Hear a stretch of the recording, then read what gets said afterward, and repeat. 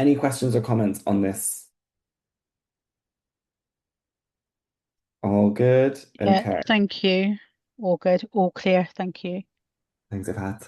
I'm going to show a quick clip just to sort of get a sense of like body language and how it looks on camera and sort of two different people on a Good Morning Britain debate, which obviously is its own sort of can of worms. But I think the sort of difference in front of the interviewer um, and the two people sort of shows like how different body language might be perceived.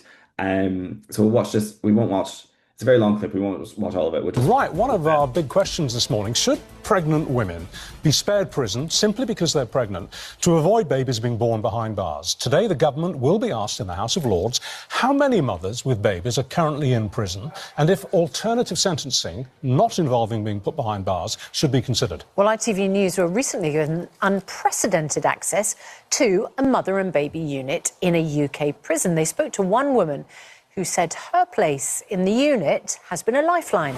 OK, well, here to argue this through for us is the co-director of the feminist campaign group, Level Up, Janie Starling. She says that pregnant women simply should never be incarcerated. And criminal lawyer Roisin Tasman, who says that if a pregnant woman commits a crime that's worthy of jail, then they should do the time. Well, let's come to you first, Janie. I mean, you can't mean never.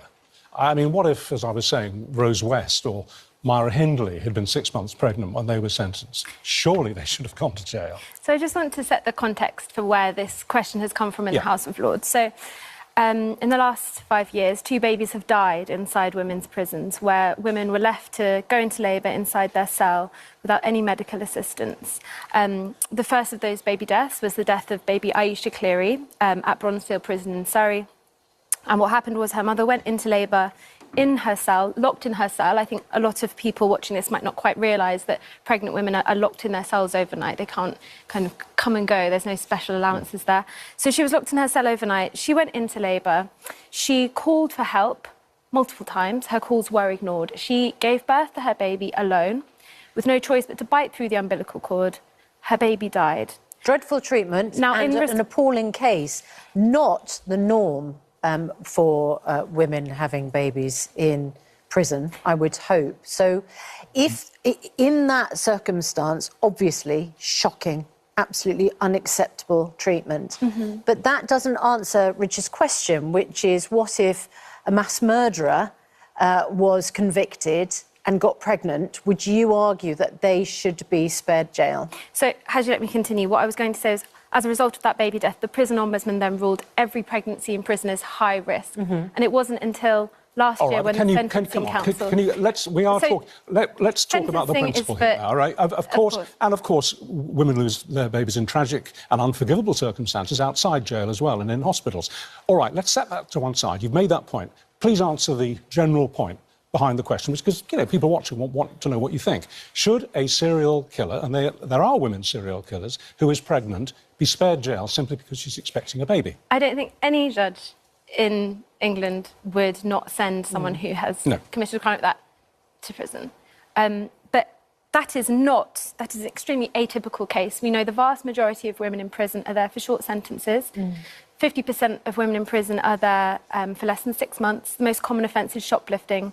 What we need to talk about when we talk about prisons is the social factors that are driving women there in the first place, and also when we're talking about sentencing, bearing in mind this ruling from the prison ombudsman that all pregnancies in prison are high risk, it does unfortunately mean that a sentencing judge has to consider the risk that prison poses to the mother and to the baby, because when you're sentencing a pregnant woman to prison, you're not just sentencing her, it is a double punishment. So are you it's suggesting a punishment on the child as well? That if the woman is facing a short sentence, and I wonder where you would draw that line, that they should not be sent to prison if they're pregnant?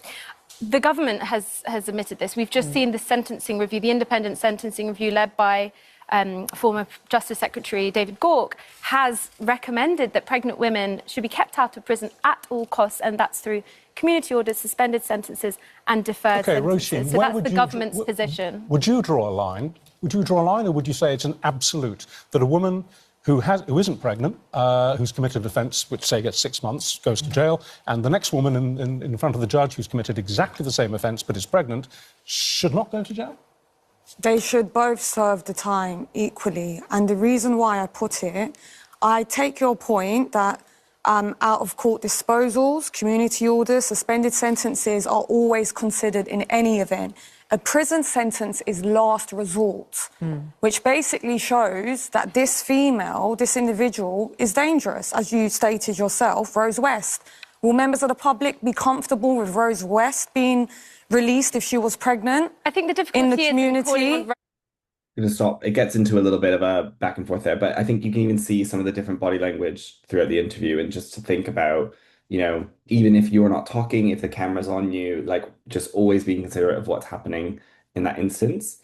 Some final thoughts on this side is when you're speaking and like thinking about how you use your voice, try and introduce pauses to your answers. So, say a sentence, make a point, have a quick pause. Um, Take a breath before you speak. That will help to slow down the speed at which you talk. I once read in a book about media training that your tone should be warm, intelligent, sincere, empathetic, because they were obsessed with acronyms. So they were like, your voice should be wise, which I thought this was silly, but I keep it in because I actually think what it means is you should care, you should sound like you care about what you're talking about.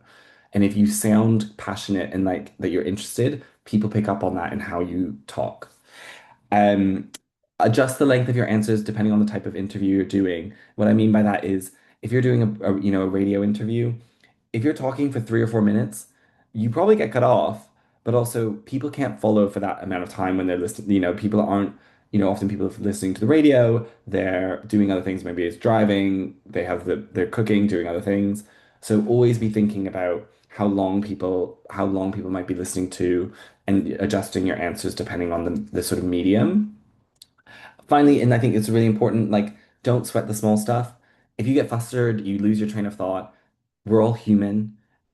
Pause, take a breath, start again with, saying what I'd say, or for me, or whatever feels appropriate. And sometimes I'll be in media interviews and say, oh, sorry, like I lost my train of thought, or I just forgot what that word was. And like just being human, I think is really important, and not, reminding yourself that it's okay to have those moments. It's not the end of the world. In terms of the speaking fast, I think the pauses and the taking a breath before you speak are the two things I would practice. So like practice with someone and just have that second of taking that breath, that pause. Um, there are also like if you Google, there are like some like I think even like YouTube exercises and stuff you can do to help um, moderate the speed of your voice. When it comes to tone, I think it's a really tricky one because I obviously to me, I just constantly remind myself every time I'm answering a question or something, I'm like, I act as if it's like the first time I'm doing it, even if it's and that like someone has never heard this before, even if I've done, talked about this thing for ages. I think it is almost just like playing little tricks on yourself, like almost like you're an actor and you're just like doing it before. It's like always about that persona element, I think, because it can be tiring, it can be exhausting, but I always am like, you're giving it to someone as if it's the first time every single time is how I um uh process it. Um Hopefully that's a bit helpful.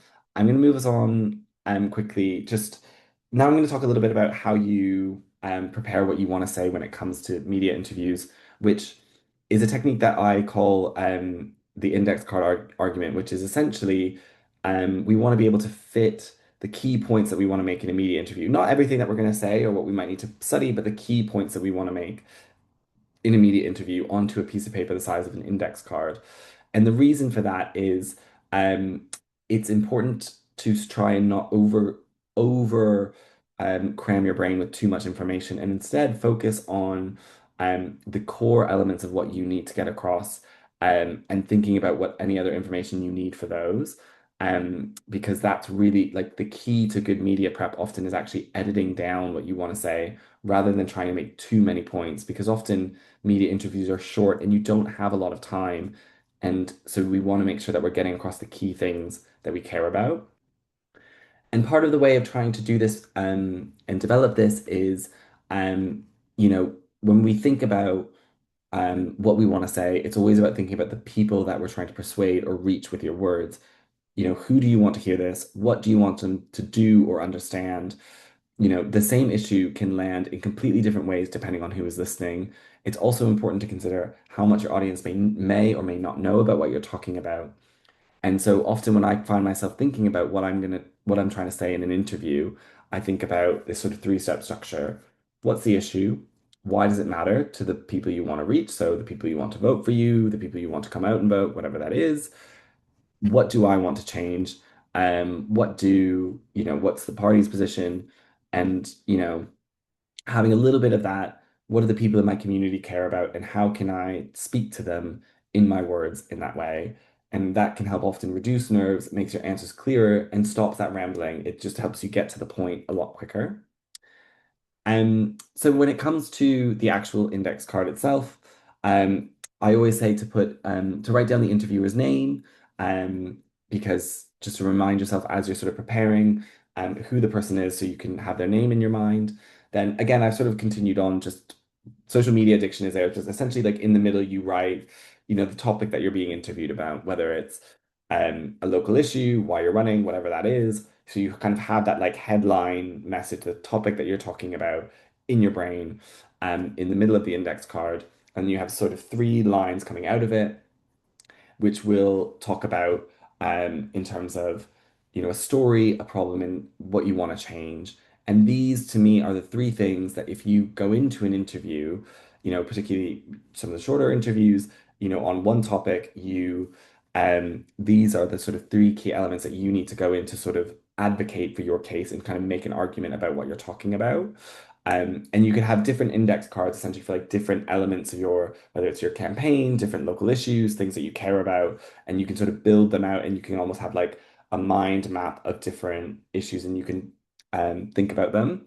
And the idea also with this is to keep it visual. Like I don't want you to have to be trying to remember loads and loads of information that you've written down, but actually just to be able to visually think about the key points you want to make. Can I Um, just come in a second, Jeff? yeah. And say uh, and so there's a couple of ways that this might apply for the candidates here. And so one is like if you're asked to speak about a particular topic, then you would like have this with the topic right in the middle. But often when you're doing media interviews through your campaign, it'll be like, why should we elect you, compared to some of the other candidates? And so in that case, like I think you would have the story would be like the story about you and why you're standing and the problems in your community and the changes that you think are necessary, right? So it applies the same way whether you're talking about a particular issue or you're making the pitch for you as the elected representative of the area. Yes, thank you. Yeah, that's exactly right. Is that you can apply and use this in lots and lots of different ways. And I'm going to go through like a quick example of what it kind of looks like in practice on this particular topic, but you can use it in lots of different ways. The reason why I have the little like dotted lines in a different color around them is just as a reminder that these three things should all be connected, right? The story, the problem, and how you want to change things should all come together. And so you should be able to almost talk about all of them throughout your interview and go between them and not think of them as like separate points, but actually as cohesive things that go together. So, what exactly are these things? So, when it comes to the story, so whether it's about your issue, about who you are, how do you relate to this issue, or how do the people you represent care about this, and then why should the people listening, watching, reading, why should they care? Um, so this I was writing as someone who's really worried, someone who's running about on, social media and whether or not it's right to ban it for under 16s. So, in my house, it's a constant battle to get the balance right. I worry about how much time kids are spending on social media, but no child should feel left out or bad about themselves because of what they see online. So really general, you know, just to the point, like it doesn't need to be like a long drawn out story. Then the problem, why does this issue need to be addressed? Who is responsible? What impact is it having? 1 in 10 young people struggle to control their social media use and experience negative consequences. Tech companies have abandoned us, and politicians are dragging their feet, leaving kids like mine struggling to keep their head above water. change, what would you or your party do differently? What do you hope the change will achieve? What would really help is clearer guidance, better tools for parents, and making sure platforms are designed with young people's well-being in mind. And so you can sort of see even in this writing how like all three of those things hopefully kind of come together and make sense as a whole, but you can elaborate on each of these points and talk about them more as you go through any interview. Um, so you sort of think about that in your own sort of that middle bit and how you that what that issue is. And some people really like statistics, so I thought it'd be helpful to say, you maybe want to write a statistic or two down. But statistics in media interviews can be really tricky to articulate well.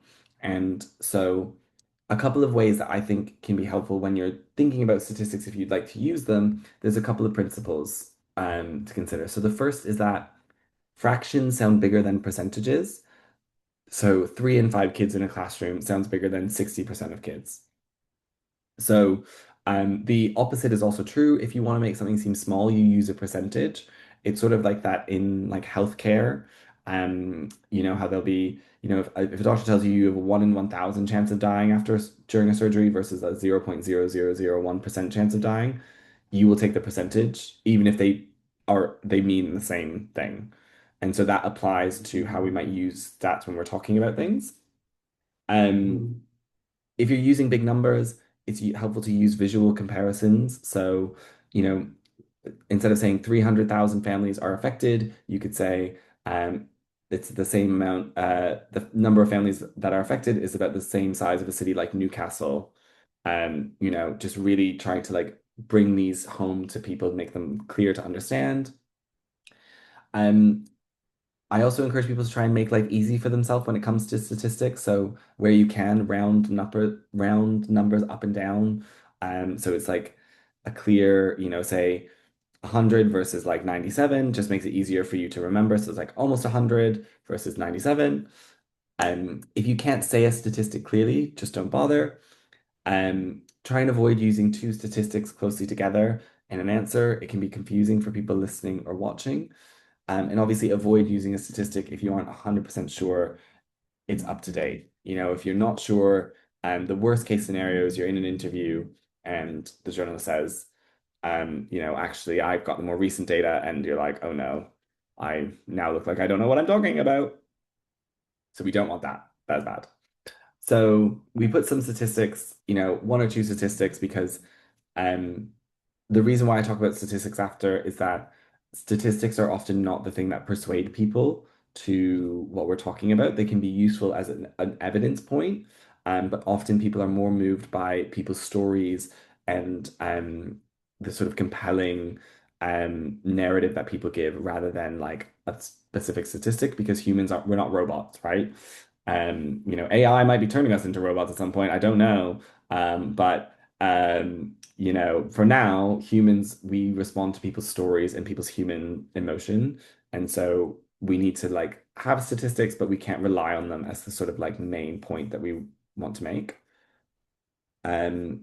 So the final sort of key section, told you very whistle stop tour, is just some techniques and thoughts on how you can help to stay on message, because I think as Trisha talked about in earlier, is sometimes you get journalists who want to ask you, you think you're talking about one particular topic and then they decide to ask you about something else, or they're asking you questions that are maybe like a bit ignorant, or you feel like they're badgering you about a particular point, and it's not actually allowing you to communicate what you want to. And so I thought it'd be helpful to talk about a couple of techniques and things to think about when it comes to how you stay sort of on message and address the most important points. Um, so the first thing to think about is journalists love to use loaded, hostile, or like negative language in their questions. And the reason they're doing that is they're trying to get you to repeat that language. And so they might say um, uh, to Lillian, they might say, Lillian, I've heard your workplace is toxic. And Lillian, the natural human response to that answer would say, no, my workplace is not toxic. But what you've done is you've repeated the word toxic in that answer. And so a journalist could write, Lillian Martin candidate denies toxic workplace. And they do this on purpose, right? Like this isn't nice to say, but this is like how journalists work. And um, so you need to be aware. And if they're using language that you wouldn't use, you